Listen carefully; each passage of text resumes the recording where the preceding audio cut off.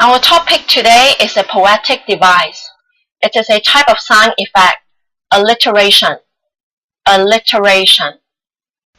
So I think most of you have watched the following movie, Beauty and the Beast.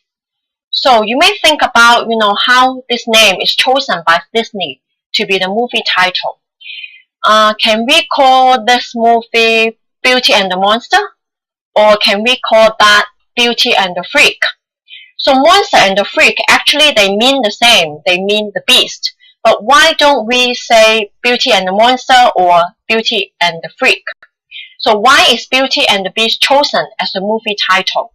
So there's a special reason, and I'm going to talk about why today. So in this movie title, a literary device, a sound effect called alliteration is used. And that's why the movie title is more memorable to the audience. And that's why it is chosen to be the movie title. And also it is more pleasing to the ear. Now let me tell you what is alliteration. Alliteration is when there are two or more words in a phrase or line sharing the same beginning consonant sound. They may not always be two consecutive words that stick together. They can be separated by one or two more words in between. So usually alliteration is seen in tongue twister or in some song lyrics or in some brand names or movie titles. So for example, we have this famous tongue twister. Peter Piper picked a peck of pickled peppers, and Sally sells seashells on the seashore. So what are consonant sounds? Some of you may not know, so I will have to explain it a little. A consonant sound is a speech sound that is not a vowel. There are only two types of sound. They are either a vowel or a consonant.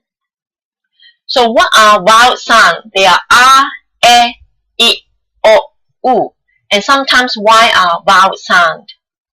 And the rest, the remaining sounds are consonant sound, like b, k, d, j, h.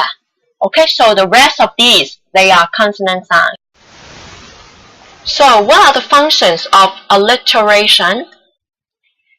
Aside from tongue twister, alliteration is also used in poems, song lyrics, and even store or brand names. Alliteration focuses readers' attention on a particular section of text. Alliteration creates rhythm and mood and can have particular connotations. So in Form 4, if you take English as your elective subject, we may talk more about how alliteration creates rhythm and mood in poetry or in fiction. And also, alliteration is more pleasing to the ear. Alliteration is commonly seen in our daily life, like in the names of cartoon characters. For example, Mickey Mouse and Donald Duck. And alliteration is also commonly seen in the names of snacks, like M&M's and Tic Tac. And alliteration is also in some of the names of the companies, like PayPal and Coca-Cola. And also in some movies, like Fast and Furious and Mamma Mia. Alliteration can be used in the names of books as well, like the Form 2 first term novel that you studied, Freaky Friday, and also The Great Gatsby. If you study English in Form 4, you're going to study The Great Gatsby. Is the following an example of alliteration? City, cat. City, the letter C makes an S sound, city. And cat, the letter C make a K sound.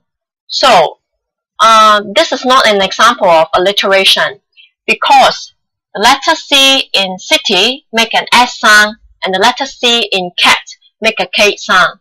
They actually do not have the same consonant sound, although the alphabet is the same. What about the next example? challenging chemistry. Challenging. CH makes a ch sound. Challenging. And for chemistry, CH makes a K sound. So they spell the same with the letter CH, but they do not make the same sound. So this is also not an example of alliteration. What about the next example? Gorgeous German. Gorgeous.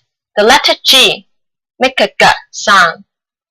And for the letter G in German, it makes a J sound.